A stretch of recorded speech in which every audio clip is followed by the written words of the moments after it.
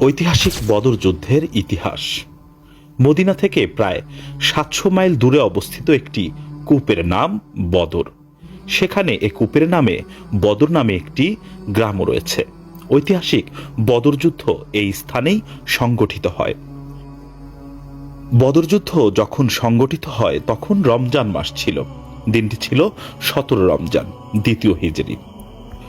Medina থেকে প্রায় ৭০০ mile দূরে বদর নামক প্রান্তরে বদরের যুদ্ধ সংগঠিত হয়েছিল। ইতিহাসের প্রথম যুদ্ধ। বদরের যুদ্ধ ছিল মুসলমানদের জন্য প্রথম ও প্রধান যুদ্ধ। ওই কারণেই বদর যুদ্ধের বিজয়ের গুরুত্ব ও তাৎপর্য ছিল অনেক বেশি। বদরের যুদ্ধে মুসলিম সৈন্য সাহাবী ছিলেন মাত্র ৩১৩ জন। এই ৩১৩ জনই ছিল পদাতিক বাহিনীর সদস্য। মুসলমান অধিকাংশ সৈনিকের হাতে তেমন কোনো প্রয়োজনীয় অস্ত্রও ছিল না। মুসলিম বাহিনীর প্রধান সেনাপ্রধান ছিলেন বিশ্বনবী হযরত মুহাম্মদ সাল্লাল্লাহু আলাইহি ওয়াসাল্লাম নিজে। অন্যতম সেনাপতি বদর যুদ্ধের অন্যতম সেনাপতি ছিলেন হযরত আবু বকর রাদিয়াল্লাহু তাআলা আনহু, ওমর ইবনে খাত্তাব রাদিয়াল্লাহু তাআলা আনহু, হামজা ইবনে আব্দুল মুত্তালিব রাদিয়াল্লাহু তাআলা আনহু, আলী ইবনে আবু তালিব রাদিয়াল্লাহু তাআলা আনহু। বদর যুদ্ধে মুসলিম বাহিনীর মধ্যে শহীদ হয় ১৪ জন সাহাবী। এই যুদ্ধে একজন অপ্রাপ্ত বয়সী সাহাবীও ছিলেন, হযরত উমায়ের বিন ওয়াক্কাস রাদিয়াল্লাহু তাআলা আনহু।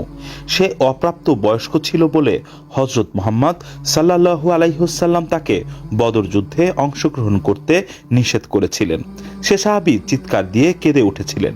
অবশেষে তার কান্নাকাটি দেখে রাসূলুল্লাহ সাল্লাল্লাহু আলাইহি সাল্লাম তাকে অংশগ্রহণের অনুমতি দিয়েছিলেন। এ যুদ্ধে আবু জাহেলকে হত্যা করেছিল দুই বালক, হযরত মুওয়ায়েজ রাদিয়াল্লাহু তাআলা আনহু, হযরত মুআজ রাদিয়াল্লাহু তাআলা আনহু নামক দুইজন বালক। তারা ছিল সহোদর, দুই ভাই। যুদ্ধের ময়দানে তারা আবু জাহেলকে হন্যে হয়ে খুঁজছিল। এরপর হযরত আব্দুর রহমান বিন আউফ রাদিয়াল্লাহু তাআলা আনহু তাদেরকে ইশারা দিয়ে দেখিয়ে দেন যে ওই যে আবু জাহেল। এরপর নাবালক দুই ভাই দৌড়ে গিয়ে আবু জাহেলের উপর হঠাৎ করে অতর্কিত ঝাঁপিয়ে পড়ে এবং কোনো কিছু বুঝে ওঠার আগেই তলোয়ারের আঘাতে ইসলামের দুশমন ও পাপিষ্ঠ আবু জাহেলকে পৃথিবীর বুক থেকে চিরতরে বিদায় করে দেয়।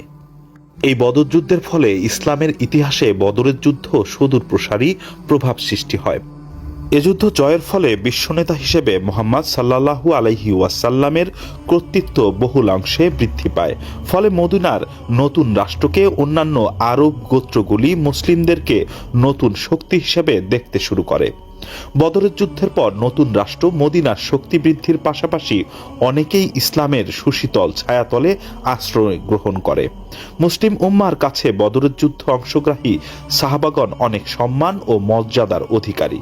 অন্যদিকে এ যুদ্ধে আবু জাহেল সহ মক্কার অনেক প্রভাবশালী নেতৃবৃন্দ নিহত হয়। ফলে আবু সুফিয়ান কুরাইশদের নতুন নেতা হিসেবে আবির্ভূত হন। মক্কা বিজয়ের আগে বদর পরবর্তী যুদ্ধগুলোতে মুসলিম বাহিনীর বিরুদ্ধে কুরাইশদের নেতৃত্ব দিত আবু সুফিয়ান। 10 হিজরিতে মক্কা বিজয়ের সময় আবু সুফিয়ান ইসলাম ধর্ম গ্রহণ করেন। মুসলিম হওয়ার পর আবু সুফিয়ান মুসলিম সাম্রাজ্যে গুরুত্বপূর্ণ ভূমিকা রাখে। বন্ধুরা, বদর যুদ্ধের যদিও একটি লম্বা একটি ইতিহাস আমরা ছোট্ট করে আপনাদের সামনে তুলে ধরার চেষ্টা করলাম।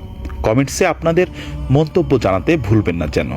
আরও নিত্য নতুন আপডেট পেতে রাজবাড়ী সার্কেলের সঙ্গেই থাকবেন। রাজবাড়ী সার্কেল, একই সুতোয় গাঁথা প্রাণ।